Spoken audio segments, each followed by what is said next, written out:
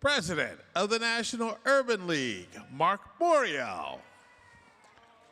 President and Chief Executive Officer of the National Council of Negro Women, Reverend Shavon Arline Bradley. And joining the panel in progress will be the founder of the National Action Network, the Reverend Al Sharpton.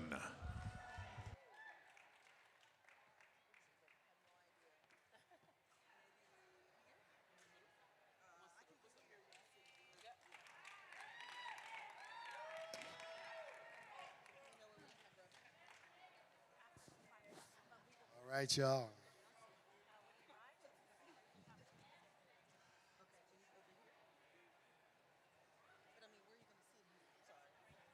Even Chicago is in the house.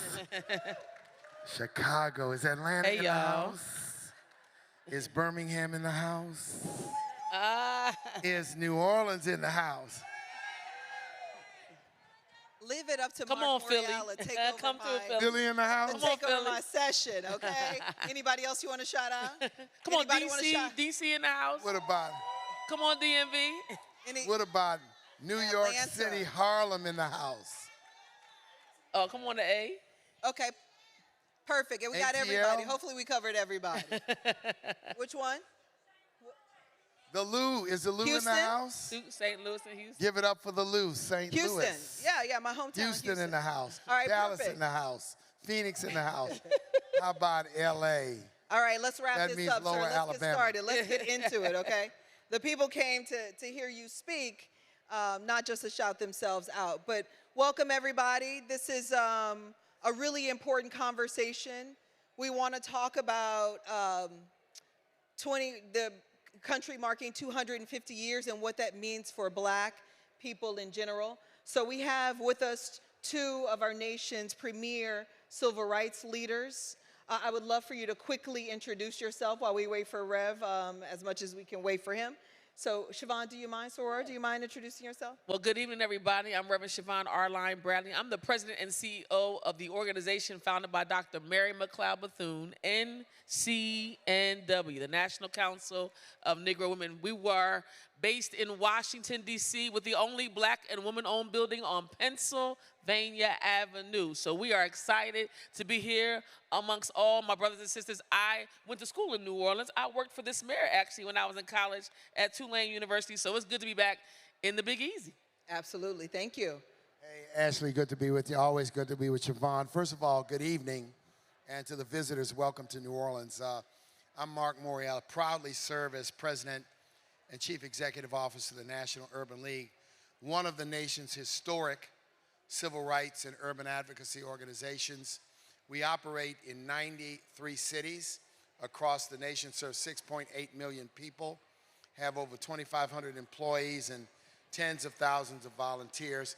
But this is my hometown, my beloved New Orleans, where I'm proud to have served 8 years as this city's mayor, from 1994 to 2002, and it is then when we created the Essence Fest and got this 32-year journey started.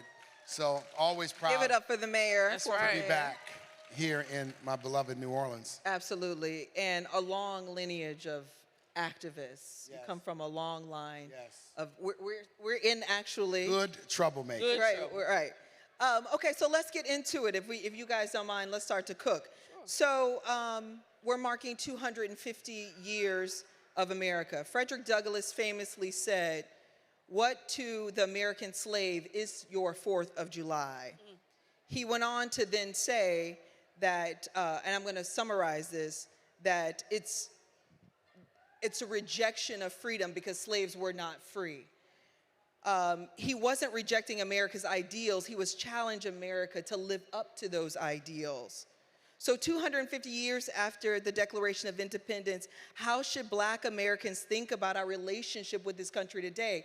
And the reason why this is so important, I don't know if you guys seen this news, but there are white nationalists right now marching in Washington, D.C. So are we still asking America to live up to its ideals, or are we in a fundamentally different moment? Shavon, I'd love to start with you. Well, that's why I wore this outfit today, for my independence. Just in the context of what we should be looking for. We should no longer ask the question. We should demand what we deserve. As the black community has had this very love-hate relationship, I would offer, with the United States of America, I gotta speak on behalf of black women in this moment.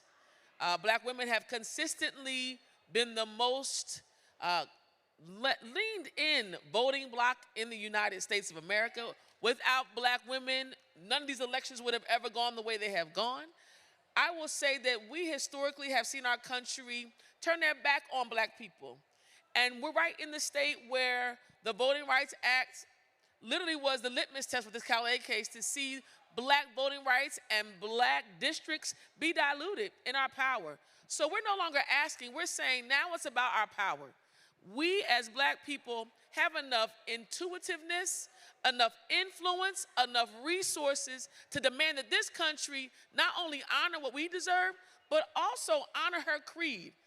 If we are a country that is honoring liberty, justice, and freedom for all men. And the question is, ain't I a woman? Ain't I an American too?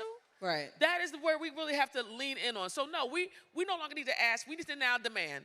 So I'm glad you started with black women, because black women aren't just a constituency, we're a force multiplier in our community. Absolutely. So there were two things that recently just happened that struck me as very different. One, there was a black woman quoted in the Houston Chronicle saying that we give 92% of our support to the Democratic Party and we get nothing in return for that vote. And then the other quote, that the other poll that recently came out showed that 35% of black women feel like neither party represents their interests. So what do you say to black women in this moment to get them remotivated and refocused, if that makes any sense? Absolutely. Stop protecting our peace, but get back into the fight. I would offer to black women that your ability to move this nation is centered around not only your vote, but your voice in every industry. Black women are the most educated group in this country, the most successful leaders. We are now the top of business ownership. So I would say to black women, as a matter of fact, we're in position to make the move. And the move is you should be running for office. The move is you should be investing in black candidates that are in alignment with our ideals. Black women should stay inside of boardrooms, should be in community organizing. Black women, if we leave this movement, there is no movement. There is no church without black women. There is no movement without black women. So I would say we are leaning on us again. They've asked us to save democracy before. If we did it before, we'll do it again. Marc, give it up for that. That's a great piece of advice. Yeah. I mean, I think you're right. It is us understanding our power as black women that nothing moves without us. Nothing. So what do we do with that power? And we'll get into that a little later, Shavon. But Marc, Ambassador Young just said something just yesterday, and I don't know if you saw it. He said, and you guys all know who Ambassador Young is, former mayor of Atlanta, UN ambassador, said recently that this is the worst period he's ever witnessed in his lifetime, and he marched with Dr. King. He said in just the last, the facts are, in just the last 18 months, 400,000 black people out of a job, 7.5% unemployment, DEI being abolished at the federal level and in the private sector. We have the Voting Rights Act being dismantled. It is an all-out war on black people right now. And the Republicans and the president have been insanely intentional in ways that I think have caught us on our back heels. So Marc, my question to you, if justice and freedom exists on a continuum, right, because it's never ending, right, racism is not an eradication strategy, it's a containment strategy. So my question to you is, where are we today, and what does this moment demand from leaders like the two of you? There's a lot there. First, on a very personal note, I think the audience should know that while Andrew Young is associated with Atlanta, he is a native of New Orleans. And he grew up right here on Allen Street, and get a laugh, he was my mother's high school prom date. That's for sure. And they were very, very close. So you were always destined for greatness, okay? Yeah. It surrounded you. They were very, very close friends through all of their lives. And when he lost his first wife, my mother lost my father, her husband. They remained very close, like brother and sister. all throughout our lives. So he was a presence in our family circle for many, many, many, many, many, many years. And when he speaks, wisdom speaks. That's right. When he speaks, he is one who can speak as one of the few living people who could say, I was there in 55 in Montgomery. I was there in 62 in Birmingham. I was there in 63 for the march and 64 for the Civil Rights Act. I was on the bridge in Selma. And then, of course, he had a distinguished career as the first black member of Congress elected in Georgia since Reconstruction. So he served in Congress, and then President Carter tapped him to become United States ambassador to the United Nations. And then he served as mayor of Atlanta, reluctantly, to do it. So when he speaks, we must listen. And I would affirm that these are the worst of times. But worst of times creates a great challenge, not despair, not hopelessness, because despair and hopelessness are strategies for defeatism. I find myself very torn with this 4th of July. I find myself very torn by what I feel and what I see. But what my heart and soul tell me is I can't, and we can't fall into this trap of saying I hate America. No, no, no, no. I love American ideals. I love American possibility. But I can love America and object to its government, object to its leaders, object to its policies, dissent with force to executive orders and executive actions and big ugly bills and a corrupt United States Supreme Court, which is hell-bent on reversing these gains. What it calls for in this moment reminds me of this. When Barack Obama was elected, and I had been a few years in this job, the New York Times, the Washington Post, the Wall Street Journal called and said, by the way, now that Barack Obama has been elected, isn't it time for you to close your doors? Haven't the aims and the ideals of the civil rights movement been achieved? To which we responded, it's never been about one man. Right. It's never been about a position, not even the most powerful position in the country. It's about the people. But I'm reminded of that moment because now where we are today, the pressure on us, the demands of us, That's right. the requirements of us to step up and stand up is considerable, and it's great. But I want to say this. This is a moment when what we should be asking is, what am I doing? From the place that I sit, Right. from the seat that I'm in, what am I doing? Because all we are is empowerers of people Sure. to provide direction Collective and action. some focus. Absolutely. So I think that's a great message, but I just want to speak on behalf of myself and I think the audience. With the sustained attacks on black political and economic power that we're seeing, their attacks were coordinated. So it feels to me that our response cannot be fragmented. So you two represent two of the biggest, most powerful civil rights organizations in the nation. So I want to know, and again, I'm going to ask on behalf of this room because I think we're all asking the same question, is what is the strategy?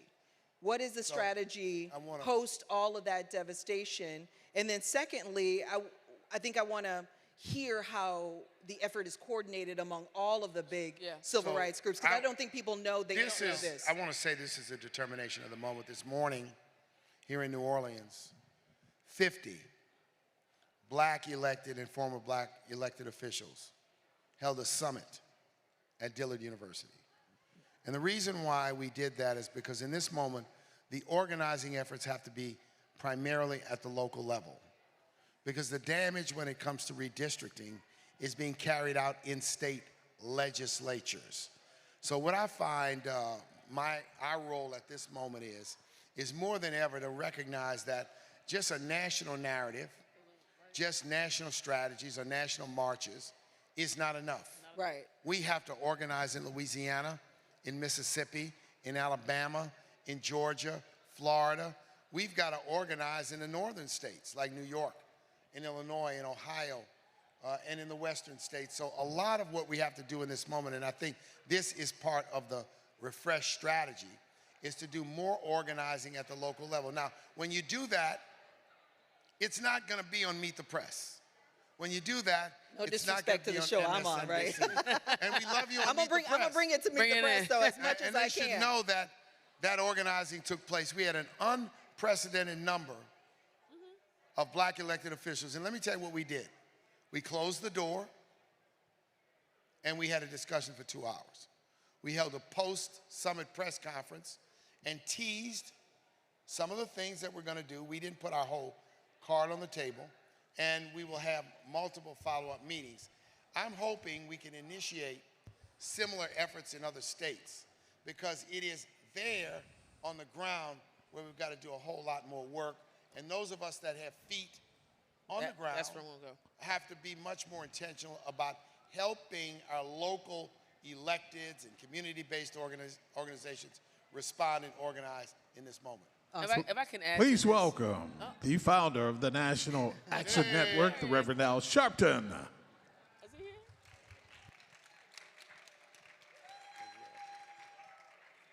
Come on out, Rev.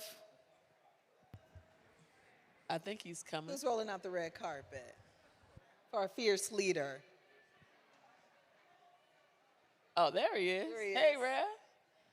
Give it up. There we Give it go. up for Hey, Reverend Rev. Sharpton, please. Hey. President of National Action Network. How are you, sir? Thank you for joining us.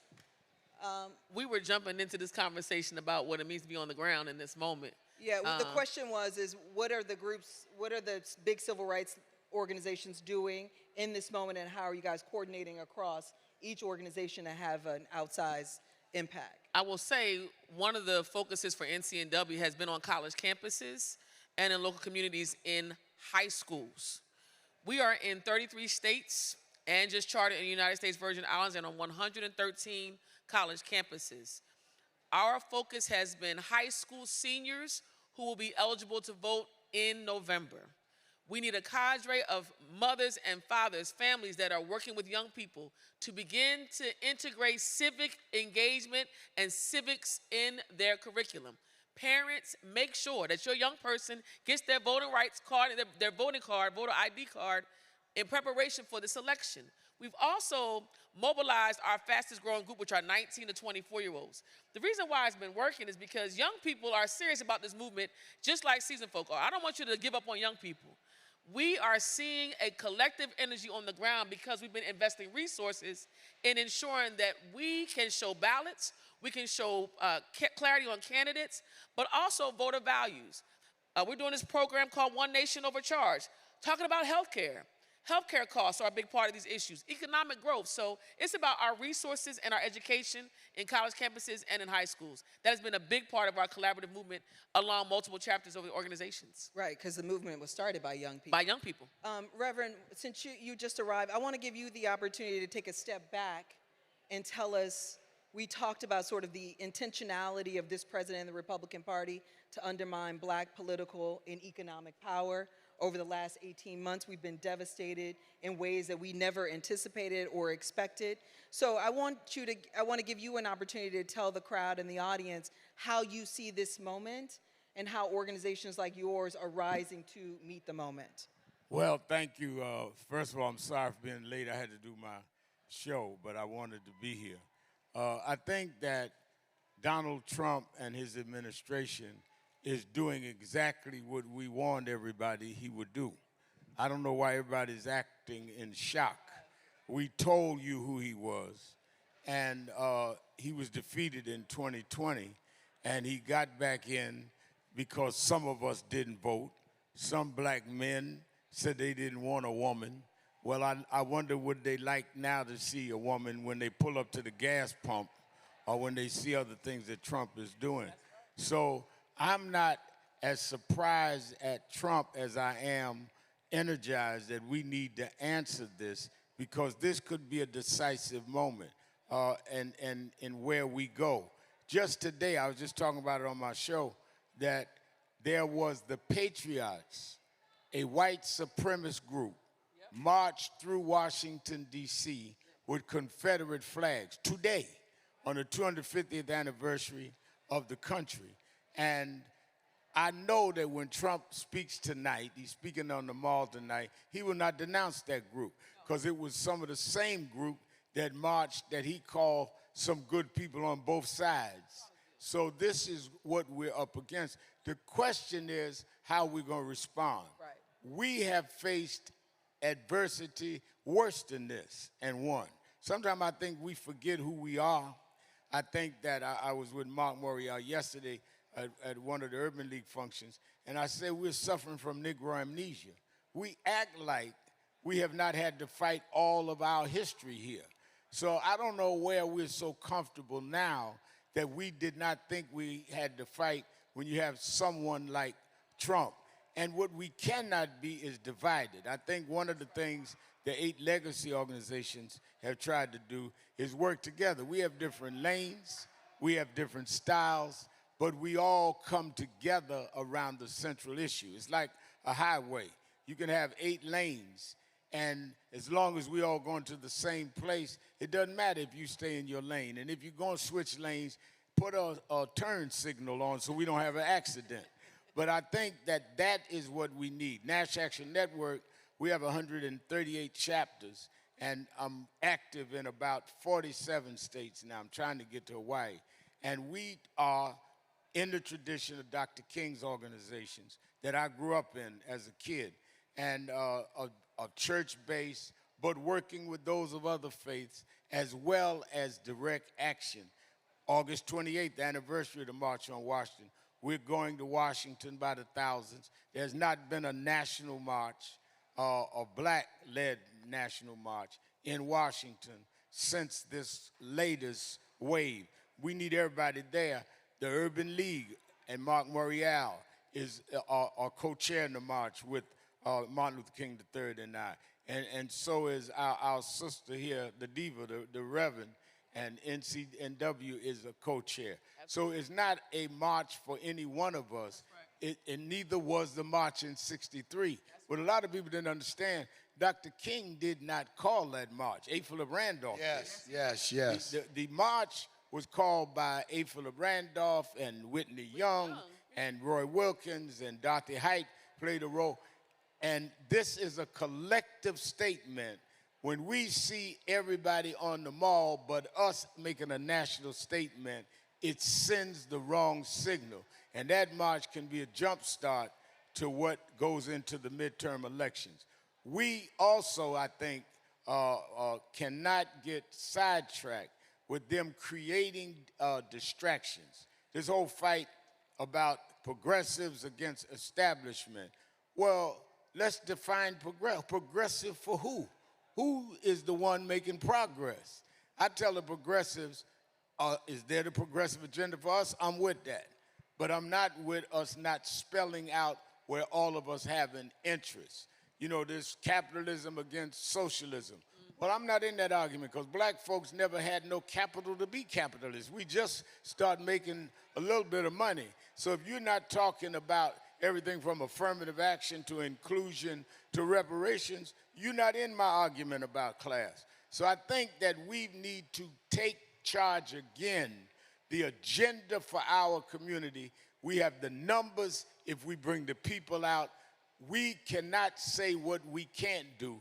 Do you remember we elected and re-elected a black man president who we couldn't even say his name right the first 6 months? Then we elected a black woman vice president.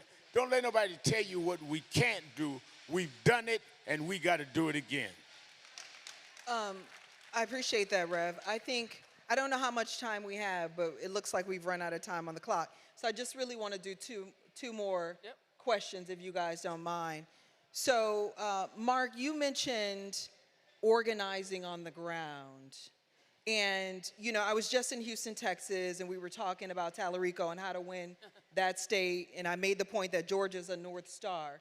The reason why Georgia's a North Star, it was a red state, now it's a purple state. It's a competitive state. The reason why Georgia now is a competitive state is because of investment, long-term investment in black people, in black voters, going to where they are, engaging them from rural to urban. So I just recently wrote an op-ed for Essence magazine where I talk about, if you guys haven't seen it, you should go read it. I talk about the Democratic autopsy from the last 2024 election. The biggest finding in that autopsy should shock all of us to our core, and it was that the entire Democratic ecosystem, so from the presidential campaign to the congressional campaigns and the Senate campaigns, spend a total of $8 billion on these elections. B-billion. $8 billion. Many times we think of the Democratic Party as a political party, but it is a business, a big time business that funnels a lot of money through it.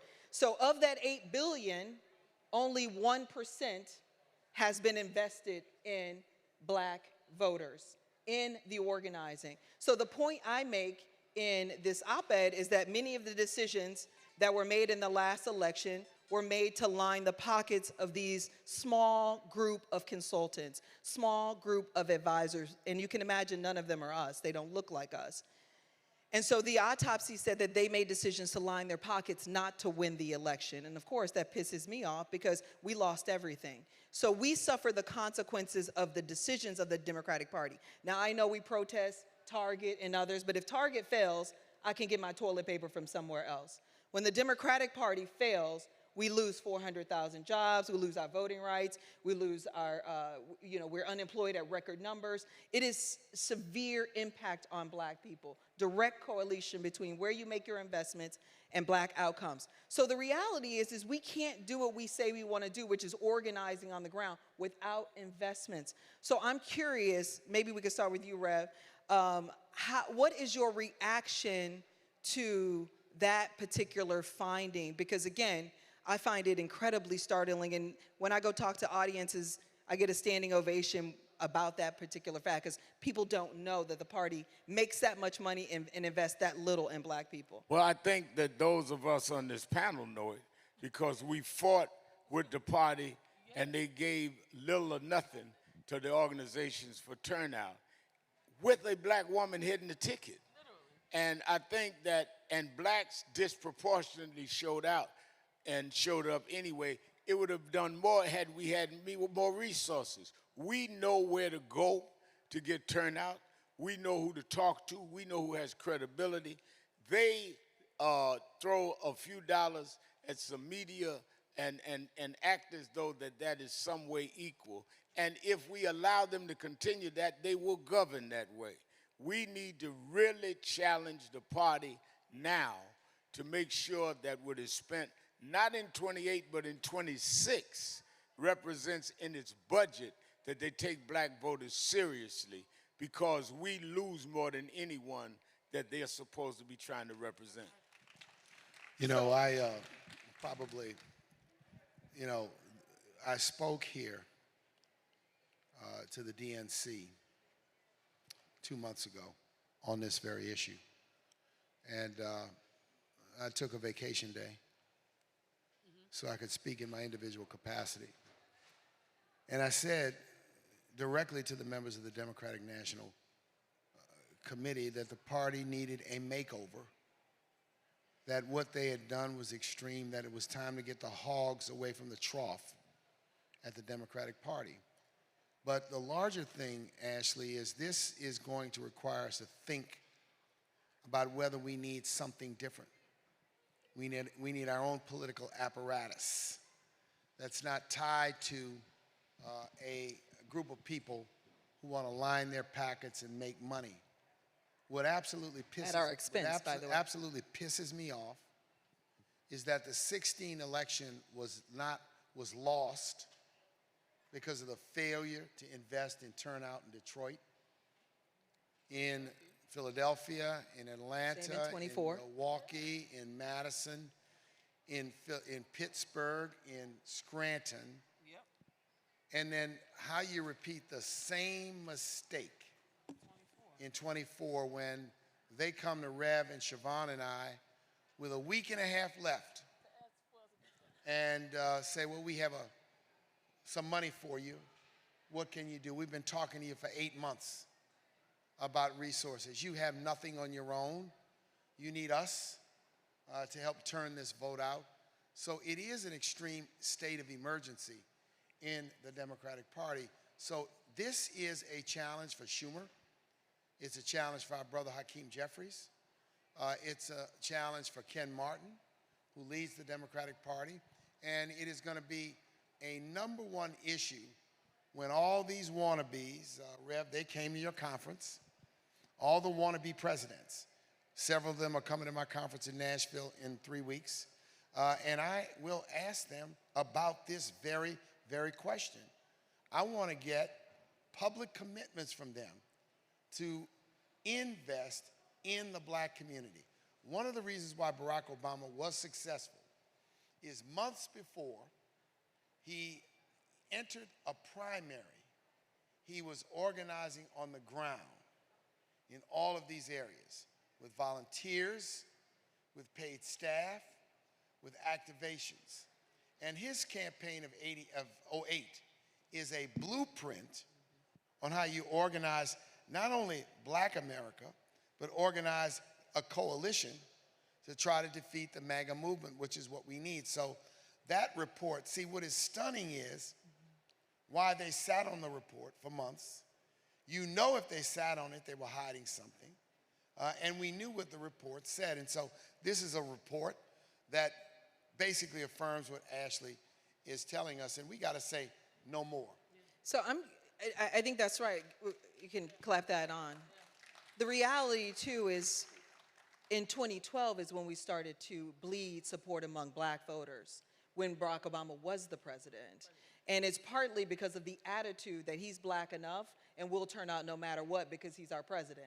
And the reality is they were wrong about that. And they've been consistently wrong. In my home state of Texas, black men voted 22% for Donald Trump, double digits. We've seen that trend happening. So for me, it's a 5-alarm fire. Right. And the way I see it is every dollar that flows through the Democratic Party, we should see as an opportunity to reinvest in building black power on the ground in these communities that we can actually win and leverage our power. So Shavon, I'm curious what it says to you about the party's reluctance, and I would even go so far as not just reluctance, but it feels like resentment to bring black people to the table, not just to share in the power of the party, but to share in the resources of the party to engage and turn out black voters. Reluctance to bring black people, and particularly black women, into this conversation. I think we're missing the mark. When you're talking about, this 92% conversation is very interesting if you really look at the numbers.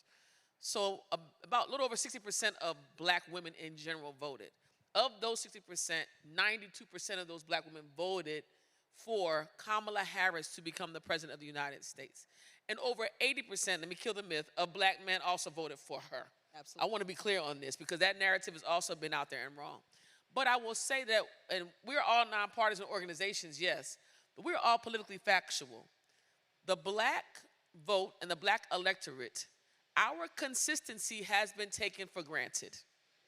When you stay consistent and are taken for granted, the only thing that wakes people up is when you pull the rug from under the people, right? You cannot, it's just like a child. You can't tell a child I'm going to spank you and then don't spank them and expect them to change. So now it's time for some spanking. It's time to get back into understanding who we are as a community. Because, and we won't let that sound drown us out, if we are a community with the power that we say we have, then we can say to the Democratic Party, we can say to any party, because quite frankly, we don't owe any party anything. Absolutely.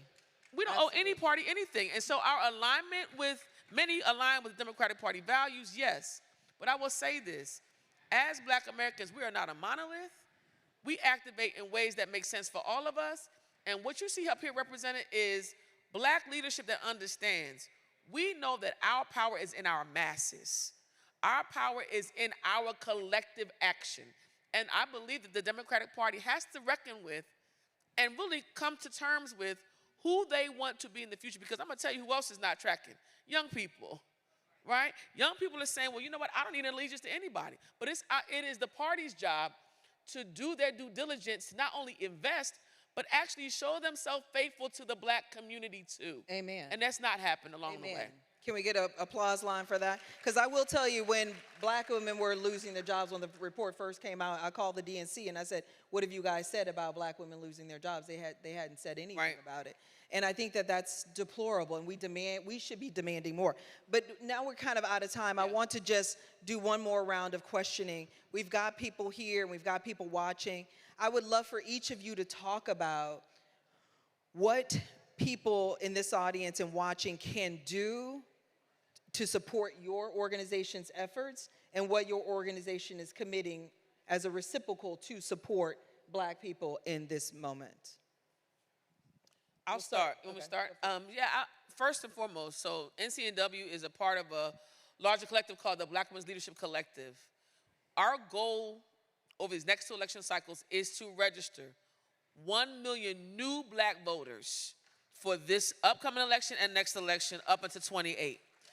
Why are we doing that? We're doing that because we need to overperform in voter turnout, not just voter registration. So NCNW is committed to something called Power Up Ready to Vote. In 16 states where we have an election in these midterms that we're tracking, we want to power up. That means, one, identifying, like we said before, high school seniors and college students. Number two, we are also going to be investing in ground game work. We've got to go back to the old school. Door knocking. We've got to get back to the old school, making phone calls, going into faith houses.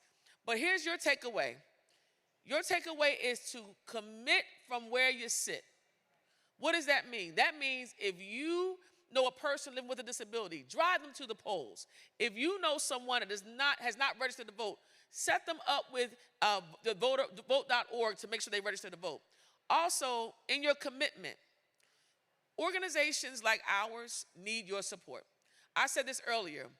1 cup of Starbucks a month to a black organization will save the black organization.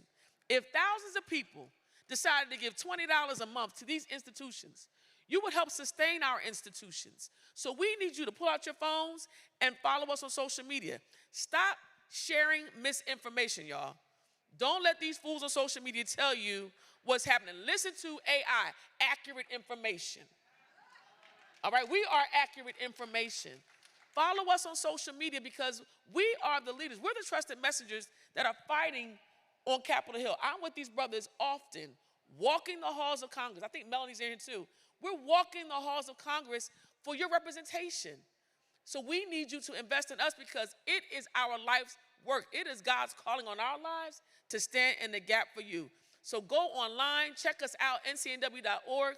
Support these institutions and do not forget to support black families and black children. We are the models that they need to see. They can't be what they can't see, y'all. So get out the vote and make sure you're invested in our organizations. Awesome. Marc? We have launched our Reclaim Your Vote civic engagement campaign for this cycle. And we'll be working in all 94 Urban League affiliates with a heavy focus on places like Pennsylvania, North Carolina, and Georgia.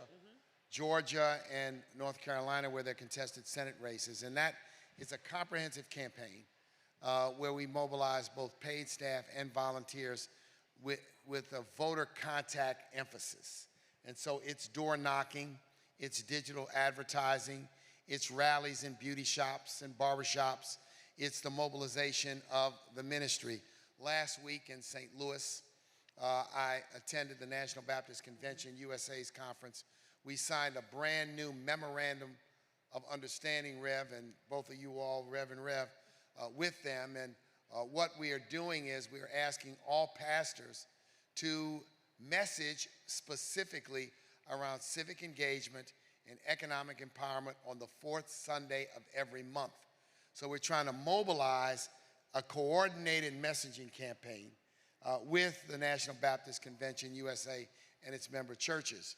Next week, I'll be in Orlando attending the annual conference of the Full Gospel Baptist Church, which incidentally was founded here in New Orleans by the legendary Bishop Paul S. Morton, who pastored Greater St. Stephen's Baptist, Full Gospel Baptist Church. Again, they are a Baptist Pentecostalist leaning organization. And so those two memorandums, and the Boyce Kimber, the president of the National Baptist Convention, Shavon and Rev, want to bring all of us to their next gathering to have a broader civil rights partnership with the black churches. So those are a number of things. And the final thing we're going to be doing in Nashville in about 3 weeks, we will be releasing this year's State of Black America report. We have embedded in it this year a voter guide, and we're also going to be releasing a black consumer report to educate us around our consumer power and how we can better leverage our economic power. So we are trying to build information and tools that all of us can use, but the linchpin of it is all of us are going to focus on getting this vote out. That's right. All of us are going to focus on educating. What can you do? Come get involved with us. Please. Come volunteer. Give me some time. Give me a couple of Saturdays. Marc. Give me some time to be involved. We got to get people involved in the old way, yes, Yeah. but you can, it's a lot of fun, and it's exciting, and it's affirming to get out in the community Marc, and talk to people. Marc, I was told by people here in New Orleans that they call you Black. And it's for obvious reasons. I can tell why. They call me Black too for the same reasons. But you said something on stage this morning, and you said, we've got to get gangster. The Rev talked about a march. We do a lot of marching. What in this moment does gangster look like to you? I mean, a lot of what we just said is fundamental, and I believe we need to do that. But is it, Marc? So what let beyond me the give you- usual let me can give we you- do that's gangster So to here respond in to this moment? Louisiana, the state attorney general, 3 weeks ago, the state attorney general, there was a dispute over the elimination of a clerk of court position held by a black man named Calvin Duncan, recently elected returning citizen. That's right.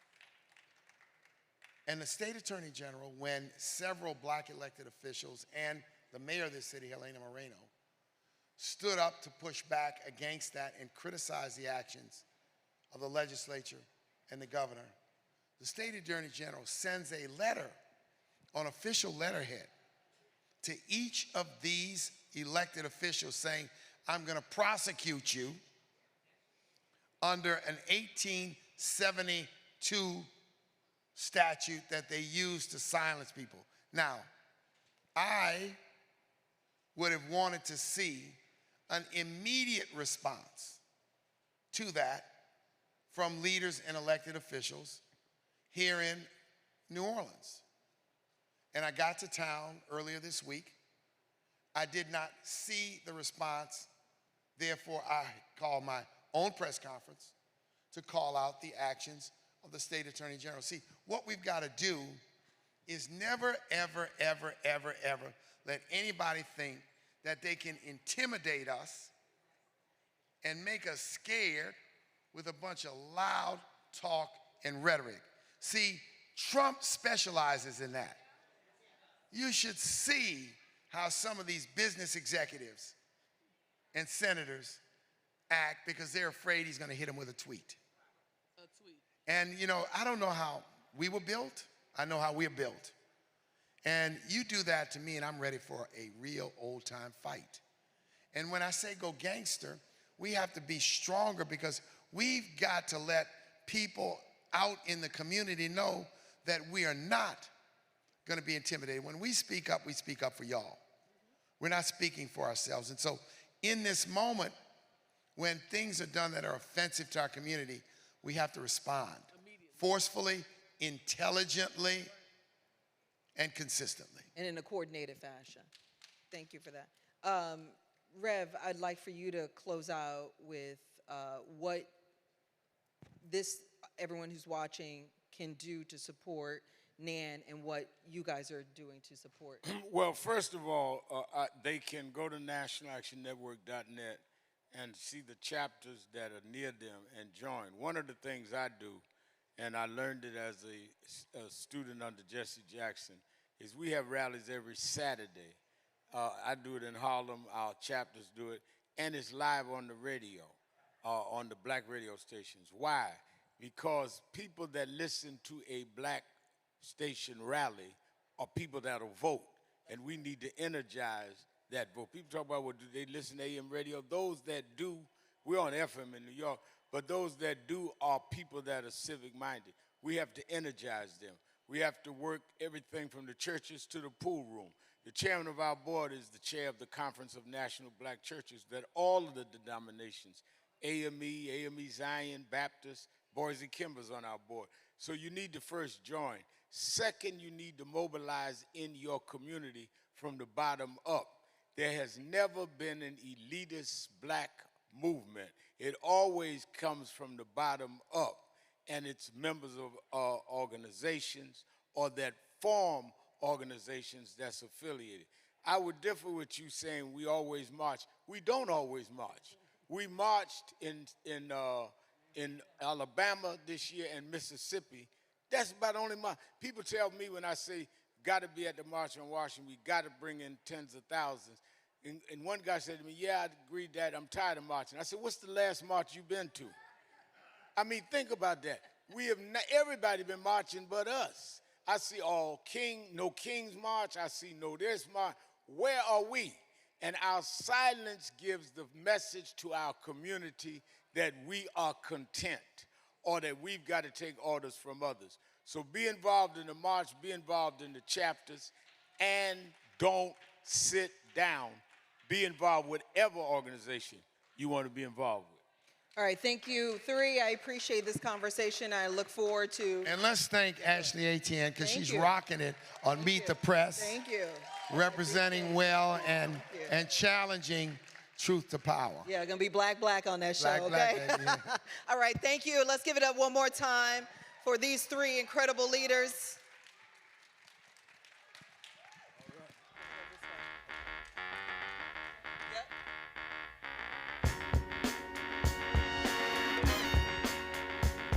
Yep.